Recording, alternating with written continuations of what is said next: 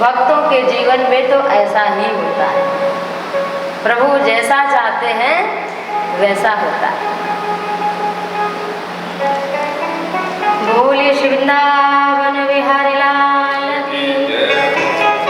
तो भौमासुर को भगवान जब पता चला कि 16,100 कन्याओं को बंदी बना लिया है, तो भगवान गरुड़ पर आरूढ़ होकर के वध करने के लिए जा रहे हैं।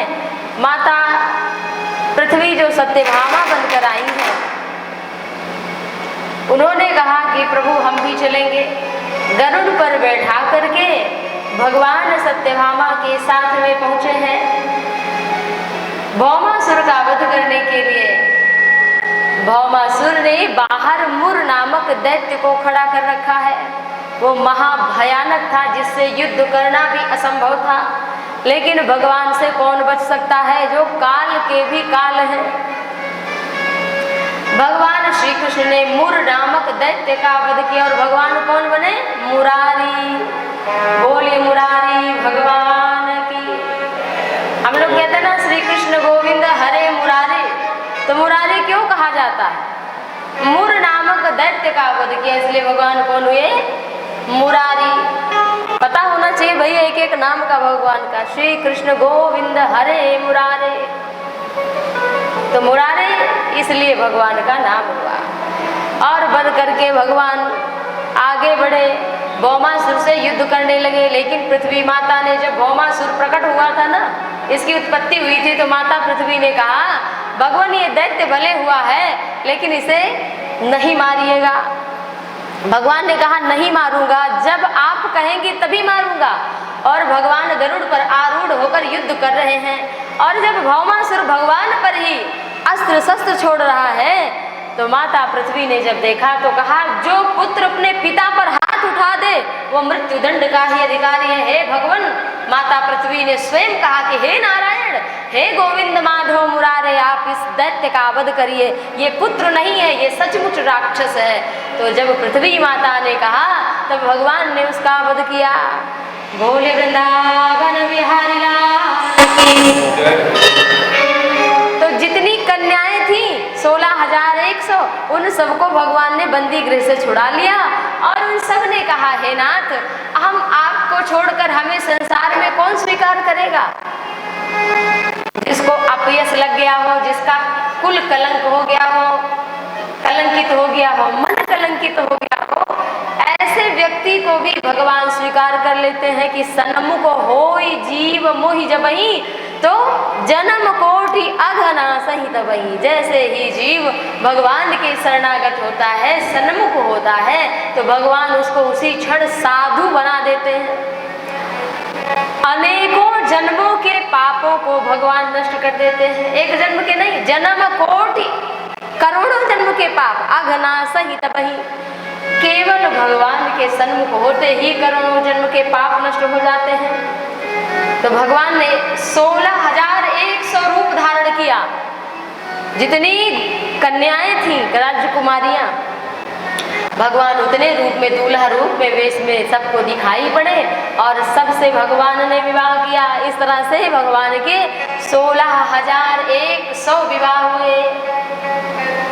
बोल वृंदावन बिहारी लाल की जय जय श्री राम।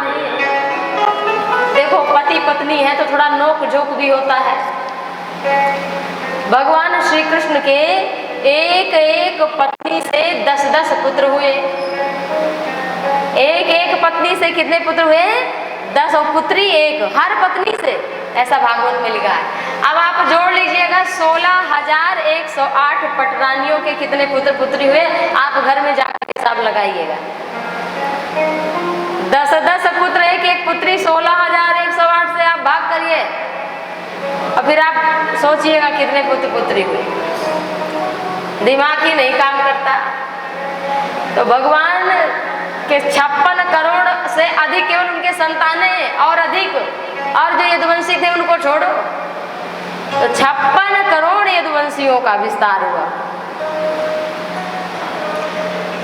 भगवान पति पत्नी रूप में लीला कर रहे हैं।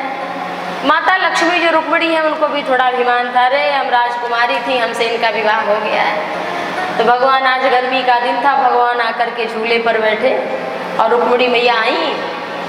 अंदर भाव तो है कि हम राजकुमारी की पुत्री हैं, लेकिन थोड़ा सा इको कम करिए।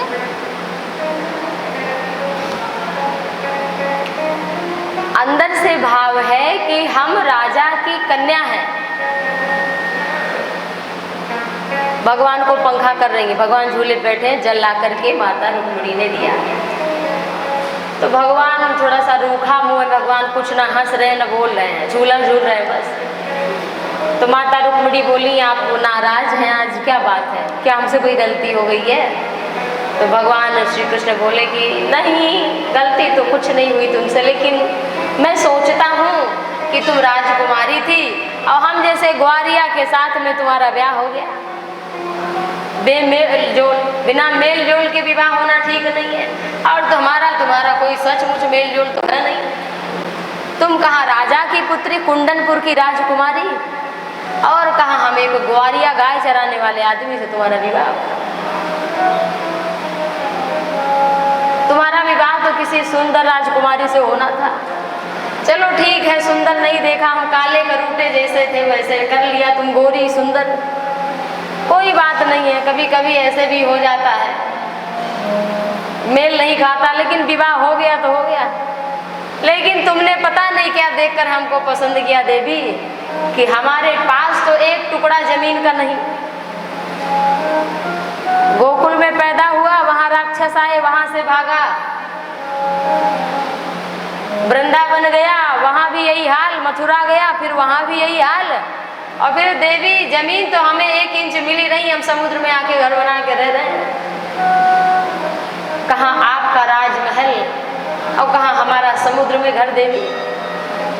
चलो ठीक है, मान लिया कभी कभी घर नहीं रहता जामाता का तो भी विवाह हो जाता है, बाद में घर द्वार बन जाता है, पता तो रहता नहीं भी कल क्या होने वाला है। ठीक है, लोग तो माता पिता देखकर विवाह करते हैं कि इनके माता पिता संपन्न होंगे, अच्छे पद पर होंगे, बेटे का जो दामाद के पिताजी वो बढ़िया अच्छे पोस्ट पे होंगे, कोई उनका बढ़िया काम धंधा होगा, व्यापार होगा, बिजनेस होगा। तो देवी, हम तो गाय चराने वाले आदमी, हमारा ना कोई अता पता कि क्या करते हैं क्या नहीं। वो हमारे पिता कोई कहता है नंद है, तो कोई कहता है वसुदेव, ये भी पक्का नहीं है, भी दुनिया यही नहीं जानती इस समय कि हमारे पिता वास्तविक रूप में नंद है कि वसुदेव। तुमने क्या देखकर हमसे विवाह कर लिया? अच्छा, लोग कहते हैं बड़े अच्छे मित्र हैं उनके, तो लोग बताकर विवाह करा देते हैं। अब हमारे मित्र कौन है जिनके पास कुछ है ही, रहता ही नहीं है। जो सचमुच आपको भक्त दिखाई देंगे उनके पास कुछ नहीं होगा, सच मानिए, उनके पास कुछ नहीं होगा। क्या होगा? केवल राम नाम रूपी धन होगा, राधा नाम रूपी धन होगा। तो देवी, हमारे जो भक्त जन हैं तो उनके पास तो निर्धन राम नाम रूपी धन, क्या देकर विवाह किया?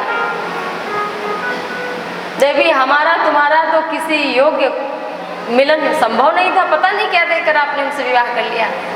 इतना सुनते ही तो लक्ष्मी माता रुक्मिणी का अभिमान गलित हो गया और उन्हें मूर्छा आ गई। हाथों से जो सोने चांदी हीरे मोहर जो जितनी मोहर होती थी वो सब लगी थी, अमूल्य रत्न लगे थे, पंखे में वो हाथ से छूटकर जमीन पर गिर पड़ा और माता रुक्मिणी बेहोश होकर के धरती पर जैसे ही गिरने को हुई, भगवान श्री कृष्ण झूले से उठे, चार भुजा धारण कर लिया और 2 भुजा से रुक्मिणी मैया को पकड़ लिया और एक हाथ से भगवान ने जल का गिलास उठाया और एक हाथ से भगवान पंखा करने लगे।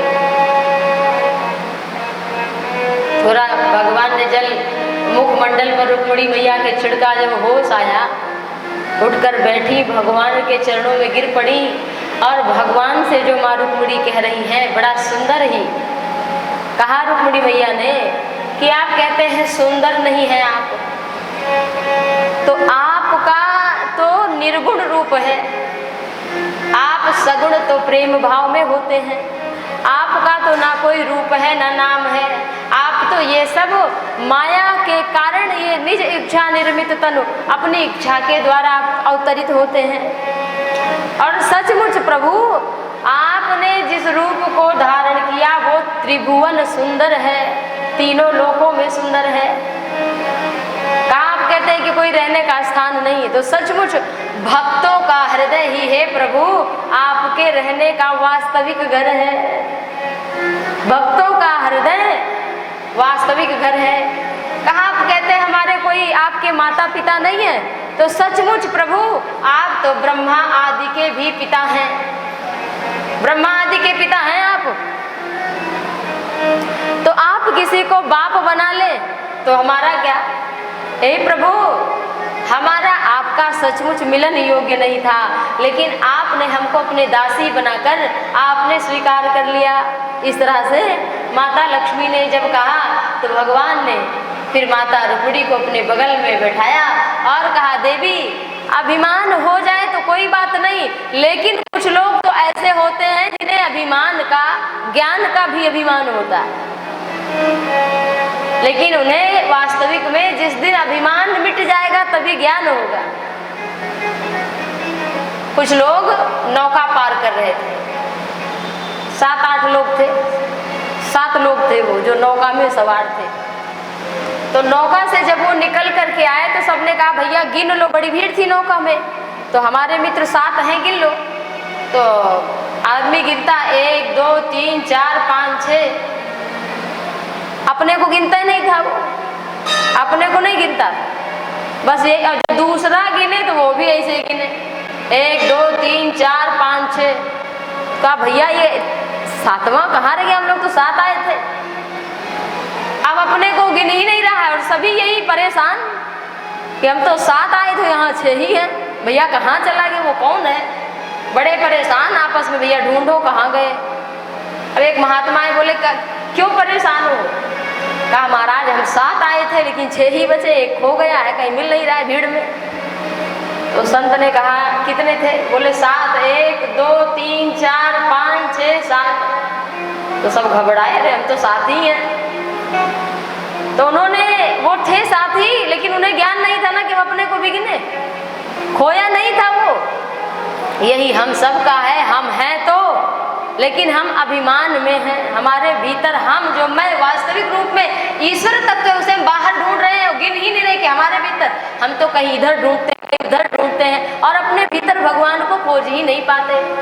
तो जो अपने भीतर भगवान को देख पा रहा है वास्तविक में वही ज्ञानी है। और सबसे शुद्ध जगह जो भगवान के रहने का स्थान है वो है हृदय, हमारा हृदय।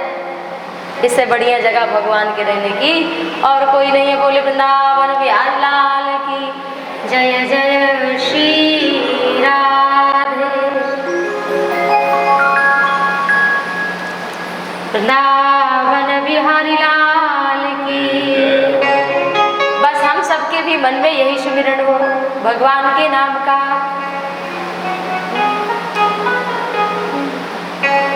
हर सांस में